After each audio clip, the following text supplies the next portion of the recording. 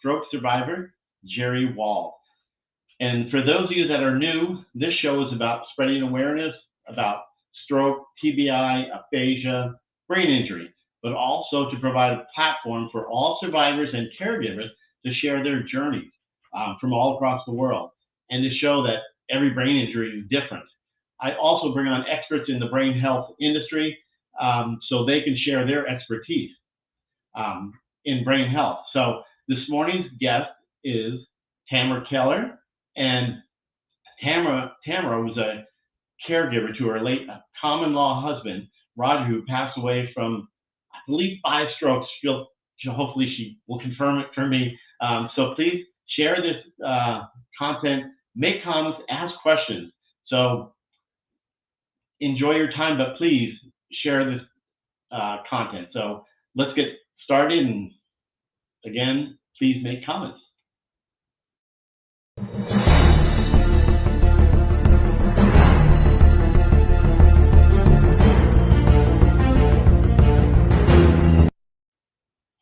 All right, well, let's bring on Tamyra. And good morning, Jenny. Salute. Michelle, that's here.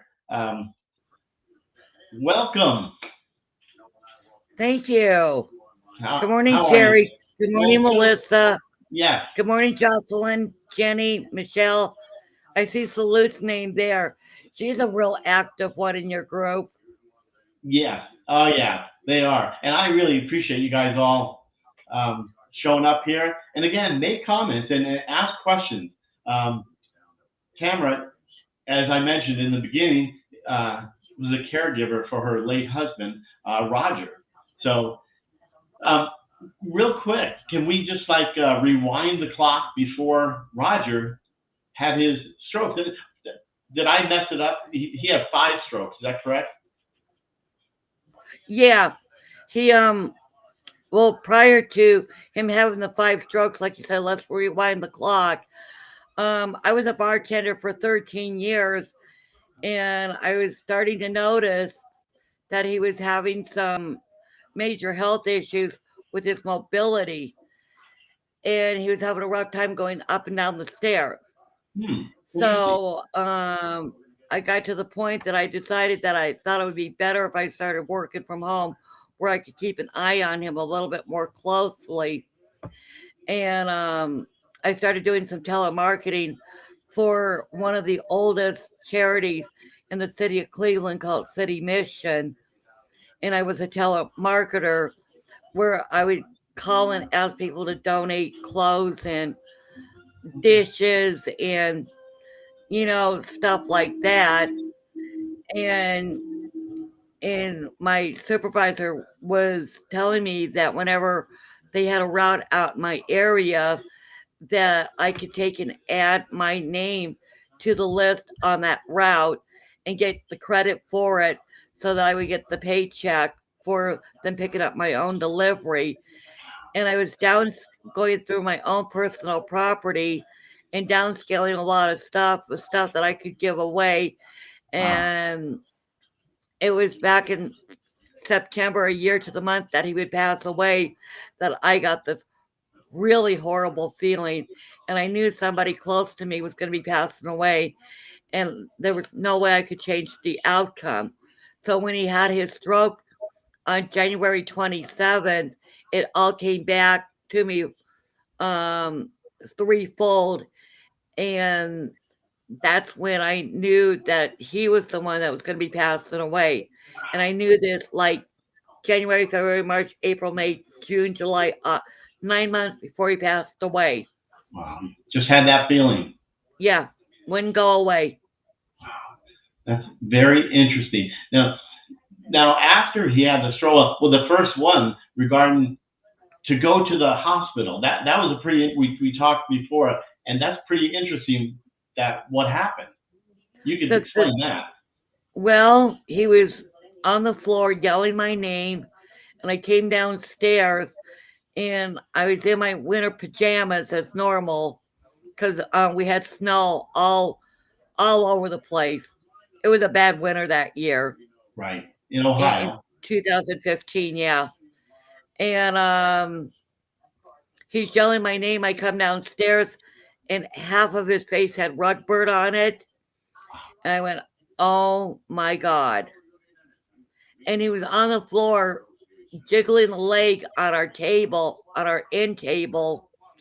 And he's like, I'm trying to figure out why this leg is so loose. I want to fix it. I'm going, Right. Roger, are you okay? And he's like, yeah, I'm okay.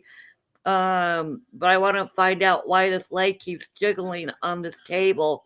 And I want to learn how to fix it, which didn't surprise me. But then he said something after that I'm thinking, oh my God, he's had a stroke. And you knew that. And the Yeah. real funny part was that I was at the library earlier, like a day earlier, when the stroke survivor thing came up. Think fast, face, arm, speech, timing. And that's how I was able to grab grab the phone.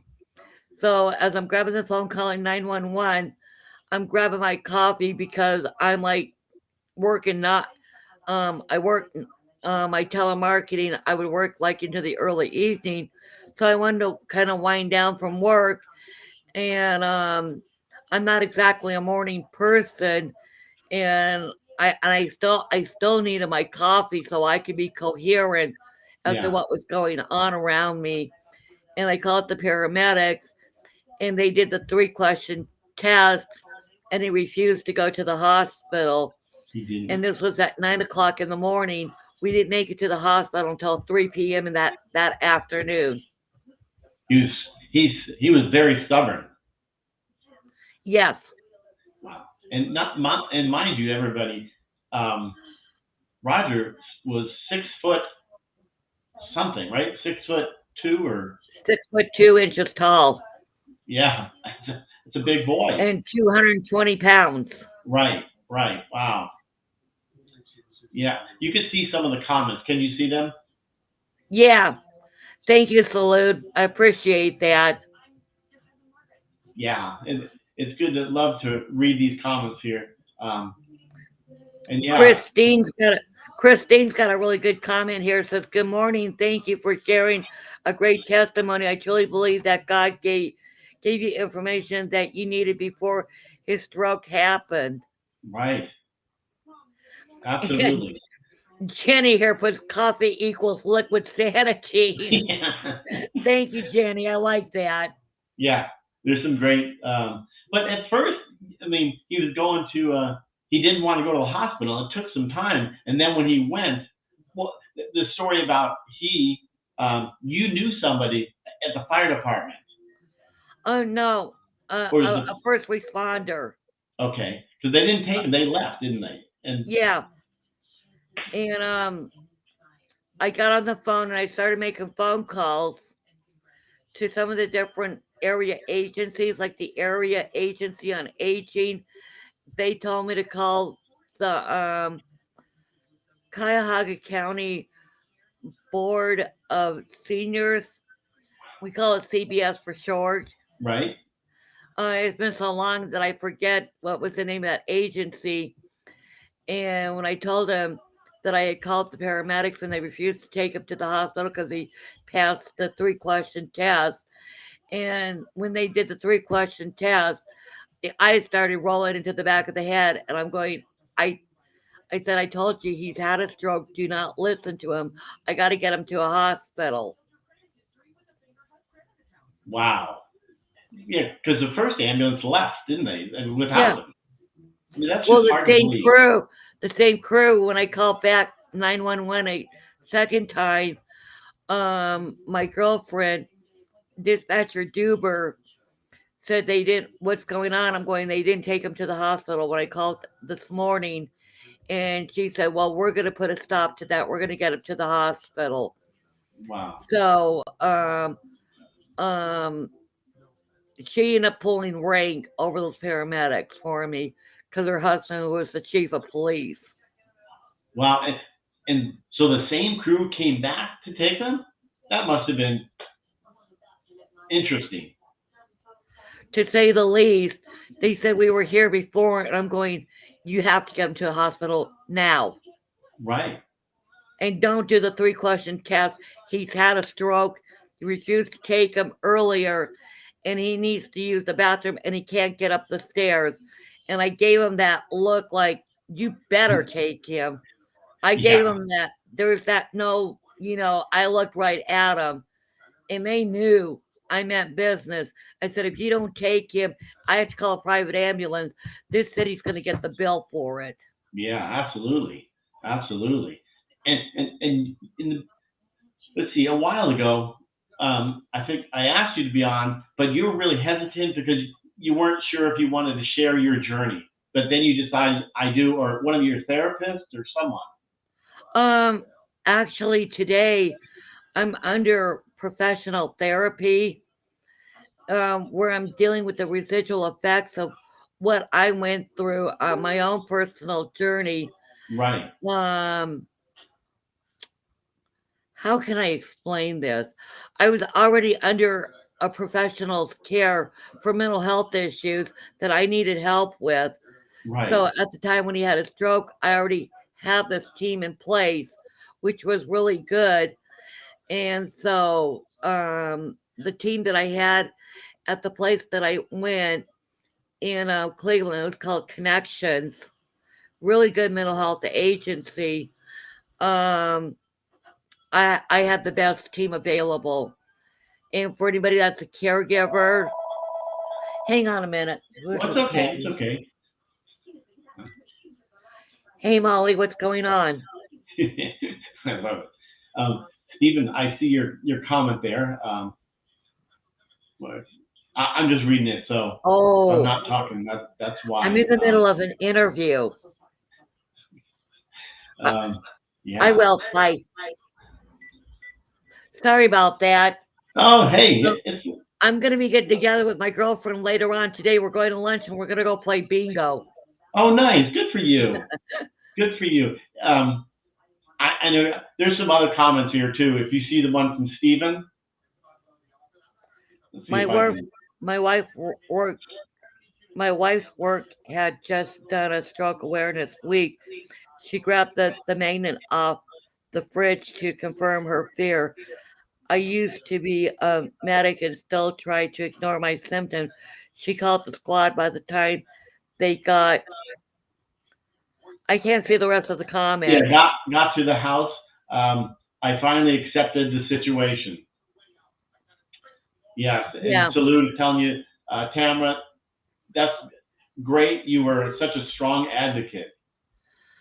Well, Yeah, with his passing away, there was I had the loss of identity too right, as well. That I cried every day for 3 years. That's how deep the grieving went.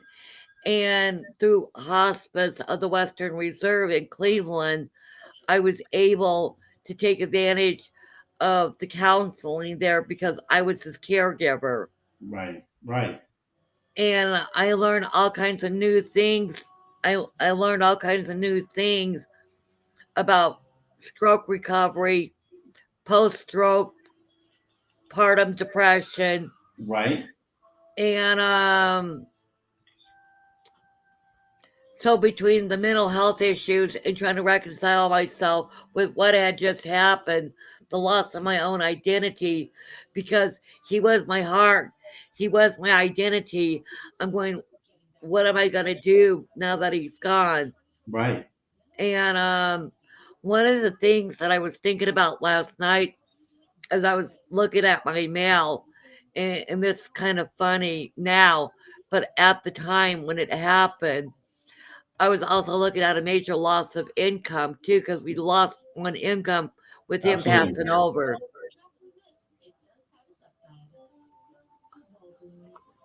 Yeah, that's tough to deal with. Because it And like, is. and the coffee cup that I'm drinking out of, my late husband bought this coffee cup for me for Halloween one year.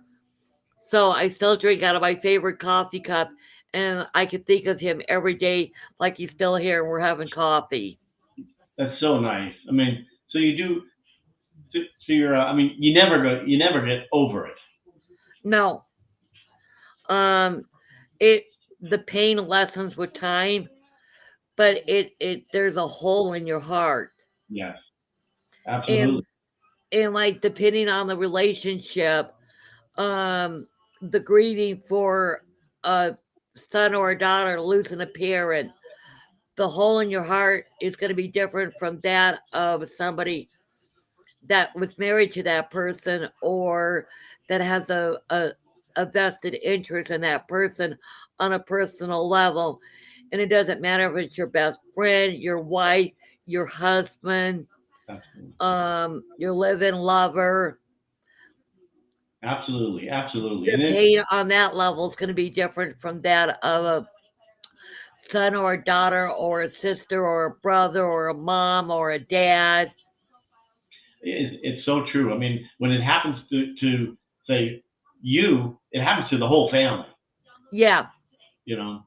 And you see Salute saying, yes, her husband Tom didn't want to go to the hospital a few days before he passed. I told him that it was it was I was taking the decision out of his hands. Yeah. Yeah, And I see it, she's putting, we lost, quote, income, unquote. I see that in the quotes here. Um, for people who don't understand what's going on, is that on my screen, I can see these comments on the right, and what you guys see, like right here, um, that's what you're seeing at the bottom of your screen. But I got my own little view of the comments right here on my right side, which is like out of view of the window that we're in.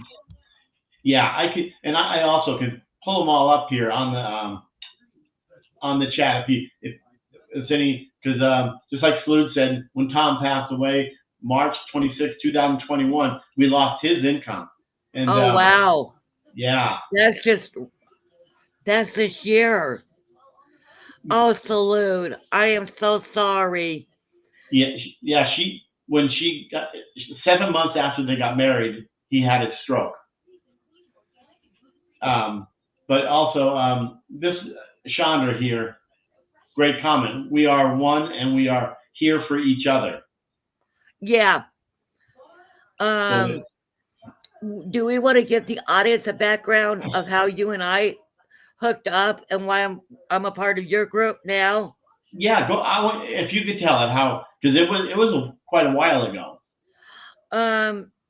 Well, actually, Aaron Avila, when my husband had his stroke, af- after he had had his stroke and he had passed away, um, I was looking for answers to all the questions that I had, and Aaron Avila had a quote stroke TV show, Let's Talk Stroke, and as his group began to gain momentum and the membership started to improve, Jerry Wald was one of the people that joined the Aaron Avila Stroke TV show, and that's how Jerry and I ended up meeting. And Jerry has since started his own show, and he invited me to be a member of this group. And this is how we got hooked up, and that's why Yeah, I'm a guest today. yeah, absolutely. And I'm so happy that you agreed to be on the show. It means a lot to us because we do get some caregivers and people. We get brain injury survivors telling their story, but it also happens to like my wife. It happened to her. It happened to my kids when I had mine, like yours, and it happened to you because of Roger. Yeah. Good morning, Ray. Yes, and Good David morning, Cat. David. My mom is in the state of Virginia. She's on the other side of the Shenandoah and the Blue Ridge Mountains. Wow. And now you live in Oregon, or Yeah, yeah, so you've moved from Ohio. yeah, yeah. I moved out here to Oregon so I could be closer to family because I kind of figured that with my mom being in Virginia, and a little side note here, Yes. My oldest brother who lives here in Baker City, and that's why I moved out here. He's back in Virginia taking care of our mom, and she's got kidney issues going on. In August 25th, she's going to be 87 years old. Wow. So Yeah. she's like really up there. Yeah. No, I understand. I have a mother too that's just a few years younger. Um, yeah, sometimes I just kind of a little quiet just because love reading the comments, and I appreciate again you Yeah, guys always making comments. Um, it really is terrific, and it helps other people out. Again, I always say if we can help one person, you know, I'm happy to right. inspire somebody. Hang on here. I got a comment from Stephen Albright. Stephen, I'm from Cleveland, Ohio, where the Rock and Roll Hall of Fame is. I love it. We built this city on rock and roll, is what got us, was the theme song for who was going to get the Rock and Roll Hall of Fame, if you remember that. Yeah, I believe absolutely. Austin, Texas was one of the cities that was in the running for that. Yeah, they say good morning, Josh. Nice to see you as well too. Right. But there is Austin was there was I think they still I don't think they say it. Music capital of the world. Yeah. Huey Lewis and the News did a song called Rock and Roll Yeah, Can't Be Beaten in Cleveland. that's right. That's right. That's right. Gary, nice to see you. Glad you're here from Michigan. Um, I appreciate you guys all showing up here. Also, now since Roger has passed away, you have a lot of I know it's got to be difficult, but now you have somebody that keeps you company now all the time. Yeah, I got 2 therapy cats. Yeah, you can show. Is she on your lap? Yeah, Oh, you can show her. this is pretty kitty. That's awesome. That's terrific. I'm interrupting up her sleep time because this is like her me time with me. When I'm sitting Oh, in my chair, she likes to curl up next to me. oh, it's so nice. Yeah, and she keeps me calm. But most of the time when she's laying on my lap, I just kind of like ignore her because that's like our bonding time together. That's nice. It's And the other thing is she's waiting for her food too. yeah. Good morning, Michelle and Melissa. I like that you guys are all here commenting. Well, that's good to hear. So, what would you tell somebody that's going through a difficult time? Even, I mean, the caregiver. I mean, that's the ones that are really taking the brunt of taking care of Yeah. us. Um Rule is that no matter whatever kind of changes your loved one goes through, if you're at the beginning as an advocate, I advocate for both stroke survivors and the caregivers. So I don't, because you can't have one without the other, as far as I'm concerned. Yeah. Um, when they're first doing the preliminary test at the hospital, wherever that is, make sure you have a notebook so you can start taking notes and like different things that you're noticing that looks like something out of the ordinary. Journal that. Forget the computer, forget the cell phone. Grab an old fashioned notebook and a pen and start journaling, because that's what I did. One of the areas that I pay a lot of attention to when it comes down to stroke survivors is that I'm learning like 37% of our stroke population, not only do they have aphasia problem, but what a lot of people don't realize is that if you're having aphasia problems, chances are you're going to have swallowing issues. So make sure that when it comes down to somebody that is a choke hazard because they've had a stroke, um, puree their food so they can drink it Yes. It's easily so so they can swallow, because they're going to have swallowing difficulties if they're choking hazard. Yeah, and that's one thing I did not like when I was in the hospital. The puree when they pureed all my food. I mean, I lost some weight then, but now with how's it going with the pandemic as far as you going out? I mean, you mentioned you're going to lunch with one of your dear friends. Um, well, we're back that it's like a 50-50 relationship that depending on where you go, some stores are requiring you to wear the mask, and other people in Eastern Oregon, it's kind of like two different states within one state Right. that we're pretty stubborn here on the eastern end because even with the people that got inoculated that were wearing the mask are still could still come down with COVID. So it's pretty controversial, and I stay out of that. Yeah. And whatever sign is posted on the window, that's what I go by. Yeah. I know. Because here in Baker County, today I'm a certified peer support specialist through the National Alliance on Mental Illness. Right. Yeah. Yeah, so I'm an advocate, and I'm like the only advocate that Baker County has that's Wow. on several different subcommittees. And one of the people that I wish was on your show that would tune in your show, her name is Andy Hansen. I know it. Yeah. Yeah. She was on my show. Oh, she was, and Yeah. I missed it. It's you can also go back to for those on YouTube, my Let's Talk Stroke show.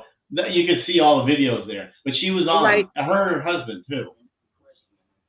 Nice people. Yeah, Yvonne, nice, good. That's true. The comment there. Yvonne's from Athens, Greece. Um, that's true. That's true, There we are. Stephen. Do you see the comments on now? I bring them up Yeah, right here. I'm reading this one by Stephen Albright, and I'd like to read this. Please do. My wife has been beside me every step of the way, was literally sitting next to me for both strokes. First on the couch, second in the hospital room. I really couldn't ask for any better. Absolutely. Stephen, you got a wonderful wife there that's right there by your side.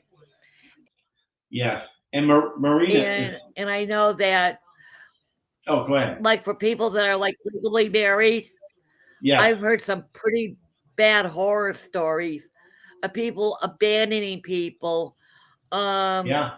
in my brain injury support group, one of our posters in there um, showed us a screenshot of a message that her husband left her, and it the hair on the back of my neck stood up so high it started to hurt my neck in a matter of speaking. Yeah. I understand. I know And exactly. Know what you're saying. you know what a lot of people don't realize is that once you've had a stroke, you got an organic traumatic brain injury. Absolutely. Absolutely. And Marina says she has a friend in Tillamook, Tillamook, Oregon. Yeah, Tillamook, Yeah. Tillamook. Yes. And Lynette. Yes. The choking. That's a tough one. Um, Did it? Yes. here in Oregon, Tillamook is the ice cream and the cheese capital of Oregon. Wow. Wow. So we can buy stuff that's made by Tillamook in our grocery stores. Yeah. Oh, I bet it's so good. It is. Yeah. And right now, this time of year, our grocery stores run these really big sales on the cheese and the ice cream because they need to get that stuff funneled out so that we can start getting into the holiday season. And my stroke anniversary for my late husband is September 5th. Great. So that's just around the Yes. corner. And I want to do a shout out here for all of our survivors that were also in the military because he was in the Air Force Yeah. and he worked on those big airplanes that were dropping off the Marines in the Army in the Vietnam War. So I want to give a big shout out to our veterans. Thank you for your service to our country. And, I, I'm looking at a I comment here from Yvonne, and I'd yeah, like to read this. My please. husband was the same. He never left me for 6 months, and he never left my side, and turning turning me turning with me the nurse every 4 hours. Yeah. And I'm like, good for you. Good for you, Yvonne. I'm glad that your husband stuck by you. Yeah, it's just like you, like Salute just said. That's so important to be there for our stroke survivors. She was with Tom 24/7, every single Right. minute. Because can you imagine 7 months after you get married, then he had the stroke. Salute took her wedding vows seriously, Yeah, absolutely, and absolutely. she was a good wife to him. Yeah, And it doesn't matter if you're with them 7 months or if you're with them 16 years, like it was in my case. For the caregivers, the one thing that I noticed that when I started became a caregiver is that I started to isolate, that I had to start put people at double arm length distance because they could do more harm than they could have done good, yeah, it, just because they don't have the knowledge like we do. yeah, And up till today, I still do a lot of isolating because as a caregiver, because I was taking care of him 24/7, that instinct of the motherly instinct, the nesting, it all comes out at that point. absolutely. It's amazing that you mentioned that because um, the caregiver, a lot of people don't know that they isolate themselves too, because a lot of times in the beginning, like for me, my wife didn't want to keep going over the same story all the time and bring up old memories that were not Right. fun. Yeah.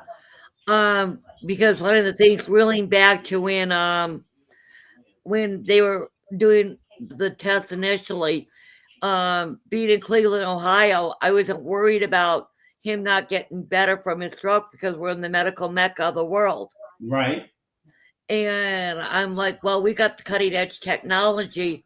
So, I didn't get too alarmed about what was going on with him. Of course, I was alarmed, but because I knew I was in the medical mecca of the world, um, I was extremely optimistic. I honestly thought that he was going to come out of this. But then, as the progression of his stroke kept going on, um, I got to read the summary notes because I had power of attorney over his medical. And this is so important for people that are just listening because they want to know what's going on. The right, one thing I will strongly recommend for anybody that's of able mind and body, make sure that you dot all your I's, cross all your T's, and put all your lines through your X's, because the date that my husband had his stroke, he had not taken care of his paperwork for his end of life care, and that caused some major stress because my stepkids got very mad at me because they felt they should have had the power of attorney over him, right. and they didn't want me to have anything to do with him. It's just amazing. Families, like you said, when they get to that part of life, and it's big arguments over that. Well, Roger, when he was in a coherent state of mind, we got him to sign over power of attorney to me Right, because he was staying with me. We were living together. And normally it doesn't matter who the children are if you don't have that power of attorney for the medical. set up in advance. The power of attorney for medical can be different from the power of attorney over your estate. It could be a different person, and people get those two documents messed up a lot because the power of attorney over an estate does not kick in until after somebody has passed away. As a Right. power of attorney with medical, you're in charge of that person while they're still alive. That's it's so true. It's a great point that you said that. And Joan, I see yours. My daughter wanted her independence worry for daily. She lives 45 minutes away. She gets her therapy there. Yeah. And Yvonne, I agree. Shout out for Salute, caregiver, Janice, caregiver, Naomi, caregiver, Melissa, caregiver. They're all in the group. So, so true. Yeah. So true. Gosh, just absolutely crazy. But, I think I've told you earlier that stroke is not for the weak. I always say that. Or brain injury, maybe. Well, kind of in essence, because my late husband passed away as a result of this disease. Inadvertently, I became the stroke survivor Yeah. because I'm his advocate. Yeah. And and nobody is exempt from this. Nobody. Right. Absolutely. I mean, Yeah. I never woke up thinking for a minute that I would wake up to finding my husband on the floor and he had had a stroke. Um, that never entered my mind. Right. And the thing that made it doubly hard for me is that when he had his stroke, I knew he was the one who was going to be passing away on me. It's just hard to fathom that. And be in like the human, in like the moral side of me as Tammy, just the way I am right now. Um, the immortality of that catching up to you. Um, my biggest thought is, well, I have to take care of him. He's going to need my help. Here's Right. what I'm going to have to do. And his stroke, what it took from him was his dignity and his respect because he was born in 1946 Right. and he was in the Vietnam War. And the way that he was raised is that the man takes care of the woman. And that Yeah. anger came out, and he's like, this isn't fair. You shouldn't be taking care of me. I'm the man of this family. I need to take care of you. Yeah. No. And he said that in bitterness and anger. Because you couldn't do it. Exactly. He Yeah. went from being a stalwart 6 feet 2 inches tall to crawling on the ground and was unable to get himself up. And because of all those strokes that he had, Yeah. you got 4 flares in your brain. 3 of those flares shut down. The only flare that didn't shut down was the left front temporal lobe. Yeah. And that's your logic, that's your thought, that's your reasoning, that's your speech, that's your swallowing. So, kind of imagine that with a person that's having a major stroke, think of like when you're at the peak of all the fireworks going off all at once, and that's what was going on in his brain. And when they did the brain scan, you could see where all the blood had covered the inside of his brain. That's how severe his was. They Yeah. couldn't even find some of the brain tissue. It's just amazing.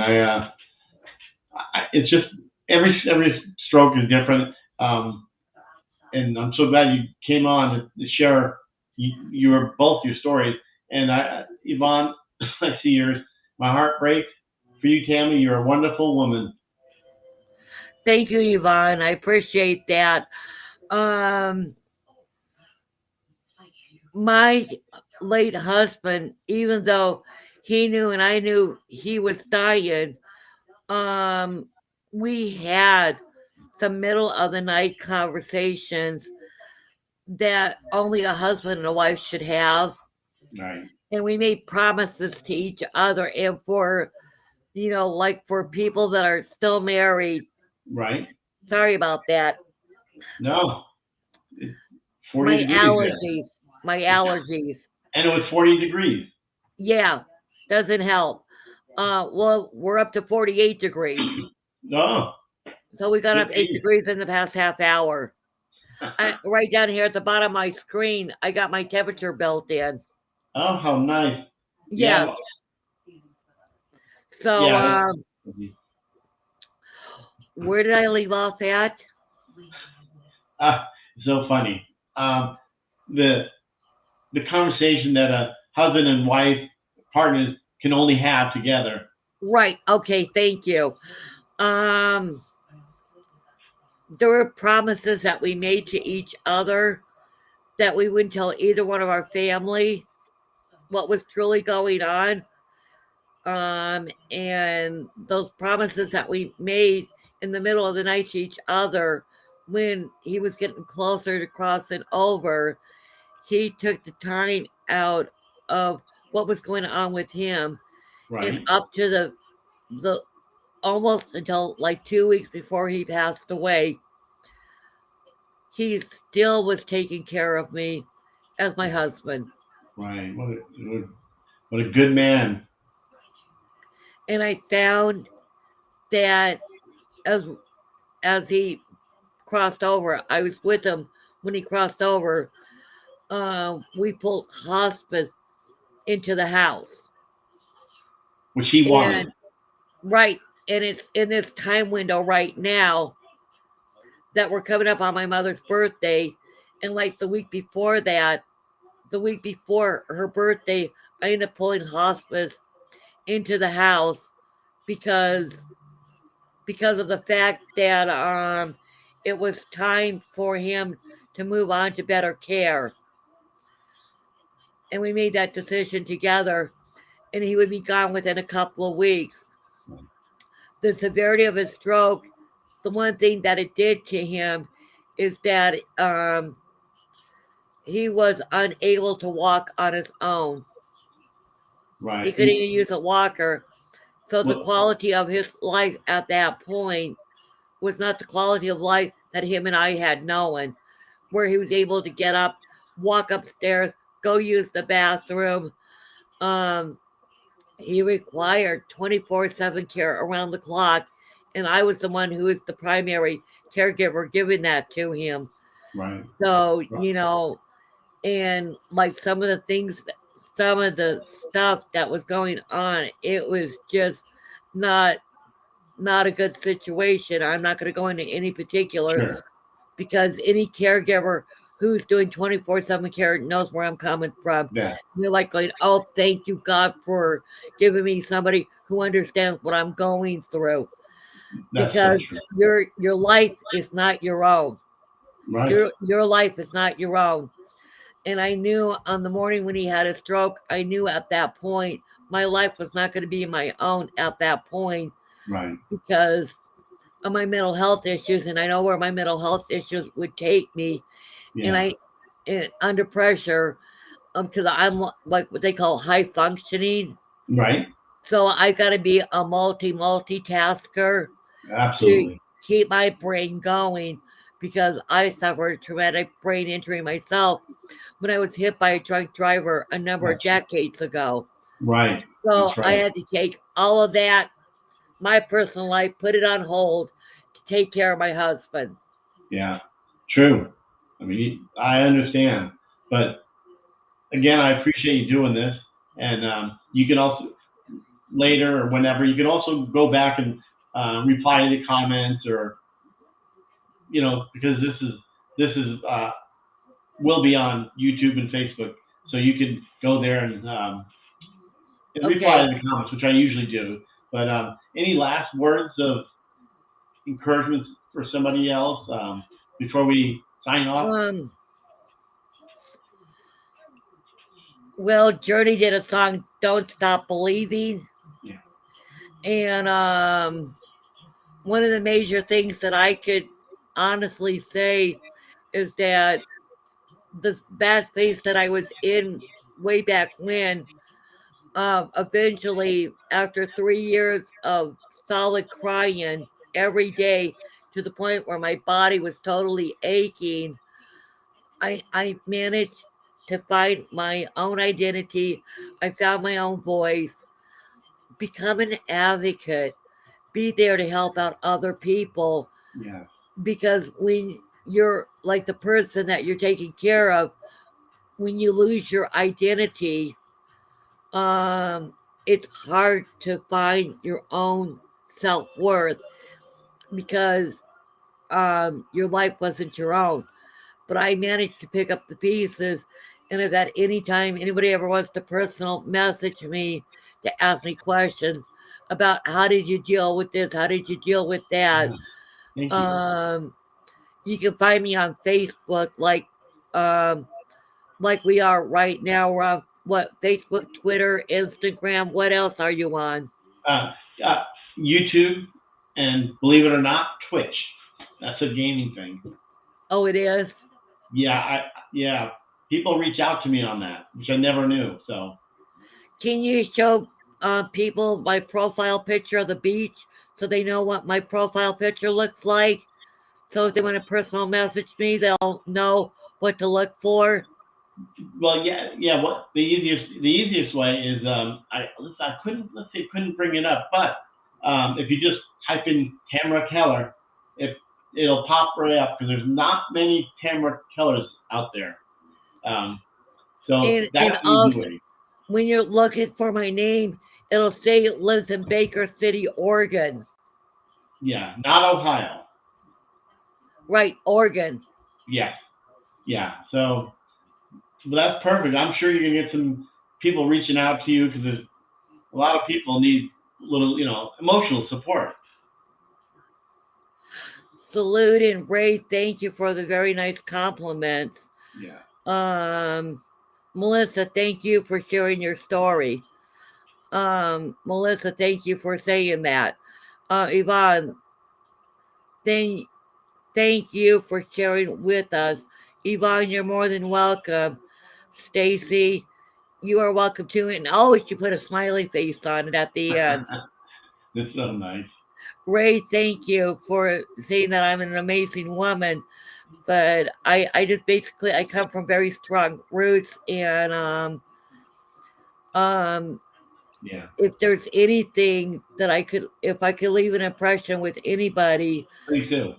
for all of those of us that are being caregivers, it takes a very special type of person that Absolutely. has a love for life and understands the sacredness of what it means to be a caregiver, because everybody isn't cracked up to be a caregiver. And the real funny thing is that for those of us that are gathered here together today, we are the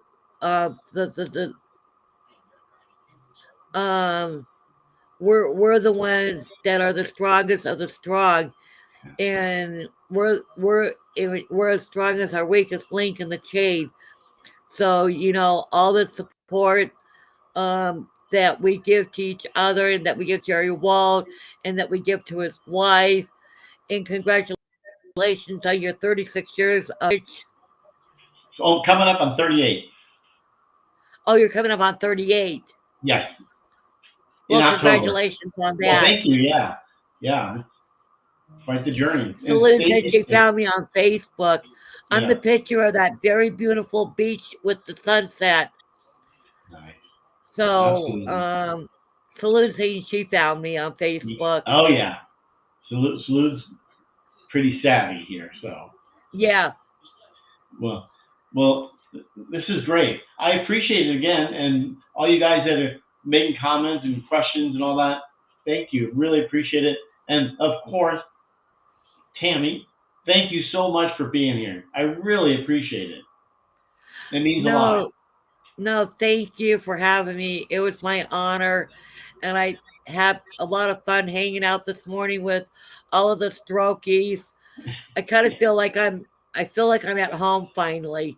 Good, good. Anything we can do, like you said, reach out to any of us, I'm sure we'll be talking quite a bit, and love to have you on again and maybe share some expertise about more caregiving that we all need to know what you've Right. been through.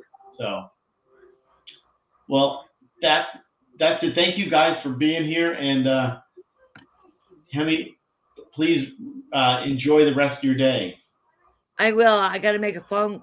I got to call my friend back because, like I said, we're gonna get ready. We're gonna go to lunch today, and then we're gonna go play bingo. And I'm kind of like taking the day off from everything around me.